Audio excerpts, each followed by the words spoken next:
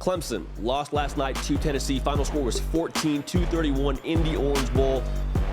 And the feeling today, for Clemson fans at least, is where to now? Dabo Swinney, where to now? We're happy to win the ACC, but we feel like we should win the ACC pretty routinely. But Dabo Swinney has recalibrated the expectations in-house at Clemson. What now? Where to now, rather? What's the play forward? First, we've got to look at last night to have a solid vantage point to how this thing is going to work going forward. And last night, the score isn't pretty, but when you look at how the game actually went, did Tennessee deserve to win that football game? 100%.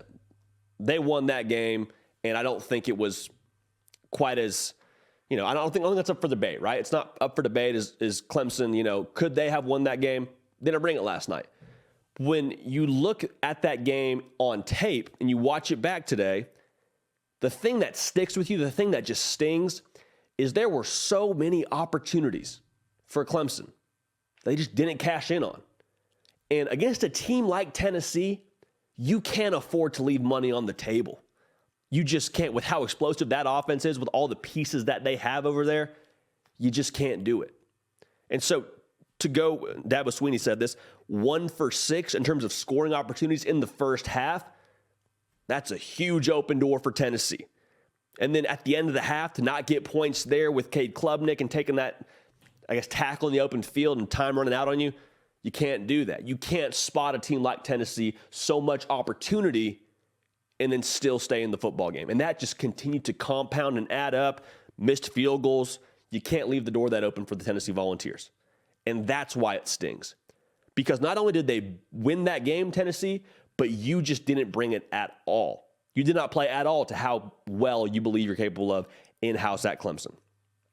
Really quickly, if you haven't yet subscribed, we'd love to have you all here. Follow me on Instagram and Twitter at JD Pickell. Keep up with everything we're doing here. Appreciate you in advance for that. Cade Klubnik didn't have a great day. Okay? Cade Klubnik, I don't think we're saying anything novel here. You saw one version of him against North Carolina. You see him in a huge stage against Tennessee, which is a better defense and a bigger stage. Doesn't play as well. I just want to get out ahead of this conversation because there is going to be a fragment of the population that is already out on Cade Klubnik, saying game's too fast for him. I don't know if game's too fast for him is really even your reasoning, but for whatever reason, you're out on Cade Klubnik, and last night is the reason behind that. I would pump the brakes because last night, what I think Cade Klubnik looked like is a kid who's super talented, who's a true freshman, making his first career start on a really big stage. Let's all calm down a little bit. Cade Klubnik was rated as highly as he was out of high school for a reason. And it wasn't like he was playing against just slaps out there at Westlake. I mean, he coming from a quarterback high school, really. Turned out tremendous guys like Sam Ehlinger, Drew Brees. So he's got the pedigree already before he even got to Clemson. Give it some time, okay? Give it some time. Give him a full offseason.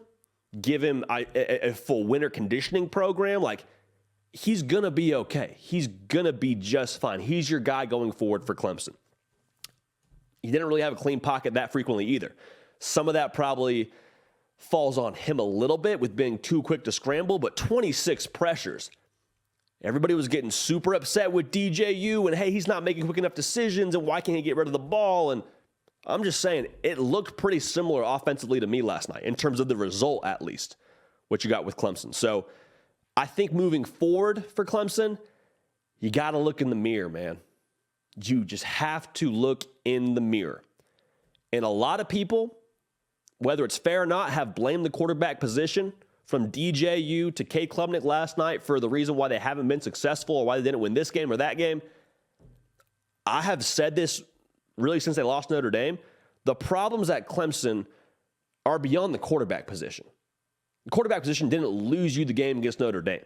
Quarterback position didn't lose you the game against South Carolina. Quarterback position, I don't even think lost you the game last night. You got 31 hung on you. You didn't capitalize. It's a team game. And so what I think has to happen, first and foremost, got to find a way to get some more explosive playmakers on the outside.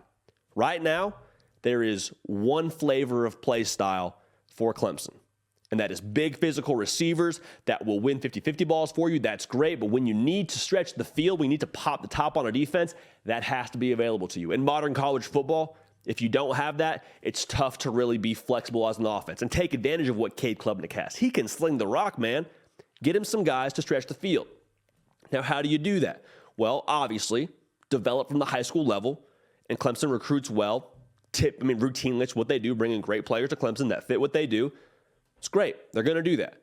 In terms of next year, though, I think you might need to consider revamping what you do in the portal. And how do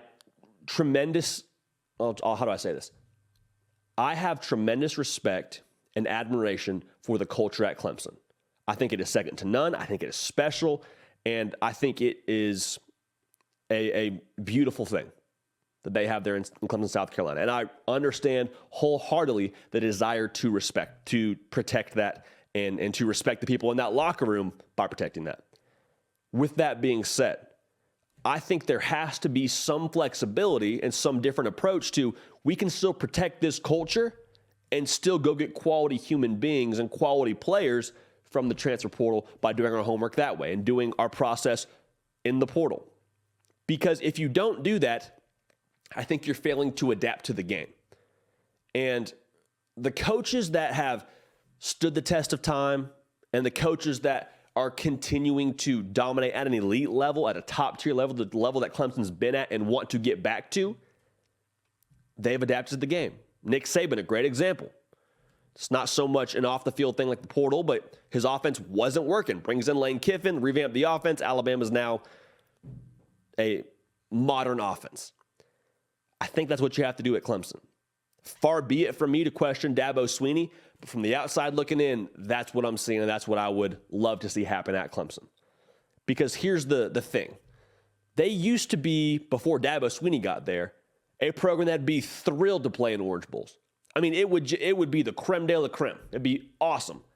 However, Dabo Swinney is one of the best coaches in college football, does things in an elite way, builds elite organizations, and got them to the mountaintop of college football. So what does that do to expectations year in and year out? The bar was here. Well, guess what? Now it's all the way up here. Now we expect college football playoff. Now we expect national titles. ACC title is like the bare minimum we expect. Okay. So that's great. But now we go back to the process. And I keep saying this. Clemson, to me, the perfect comp is Chick-fil-A. Chick-fil-A and Clemson, they do things differently, but you're okay with the product as long as that product is top tier. Chick-fil-A closed on Sundays. They only do one kind of product, and that's chicken. They don't do burgers. They have a different level of service. That's how Chick-fil-A does things. You're okay they're closed on Sunday because they give you one of the best products on the market routinely. Clemson, they don't go in the portal. Historically have a different visit schedule. You're okay with that as long as they keep reaching your standard, keep reaching what they have set the bar at, winning national titles.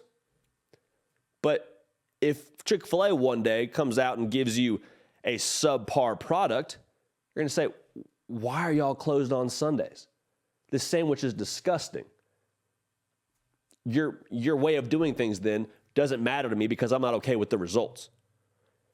I'm not so much saying you're not okay with the results at Clemson, but from what Dabo has set the bar to be, you expect a little bit more. So